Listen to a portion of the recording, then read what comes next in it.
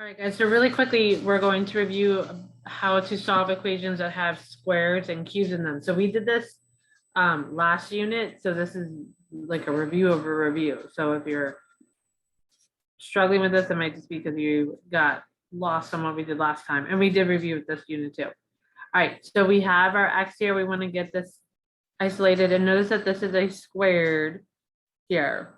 This one, the next one we're doing has a cubed here. So this is kind of showing you the difference of the two. We want to get the x by itself, so we're going to subtract 5 from both sides. So now we have x minus 3 squared equals 16. Once we have this squared by itself, that's when we can square root both sides. And remember, whenever we add the square root to the problem, that makes it so our answer needs to be the positive and the negative of that answer. The square root of 16 is 4. And then the square and the square root, both of these just cancel each other out. So poof, they're gone. And you just have x minus 3 left over. But since you have it equal to positive 4 and negative 4, you need to solve it both ways. So I need to do x minus 3 equals positive 4 and x minus 3 equals negative 4. So then both of these, I'm going to add 3 to both sides.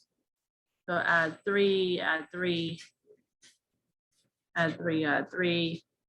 So x equals 7 here, and x equals -1. And both of them are our answers. And on the class kick, it's the directions say to write it in the smallest order, the smallest one first. So you would write it as -1, 7 in the text box to get it marked correctly. And you shouldn't really have a space in between. So -1, 7 would be the correct answer for this one.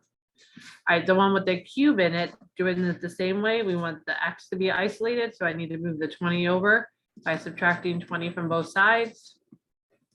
When I do that, that cancels out, which is the whole purpose of it. So I have x cubed left over here, and I have -27 over here. To get rid of the cube, I just need a cube root both sides. So cube root this, cube root this. The cube root and cube, poof, just cancel out, and the x is left over. The cube root of -27 is possible. Remember, if you did the square root of a negative, that's the part that's not possible.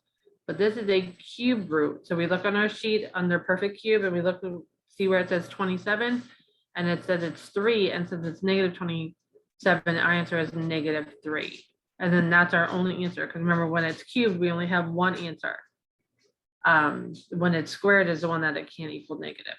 So just keep those two things straight. And that's what the purpose of this question on here and on the quiz is, to make sure you have all these rules straight in your brain.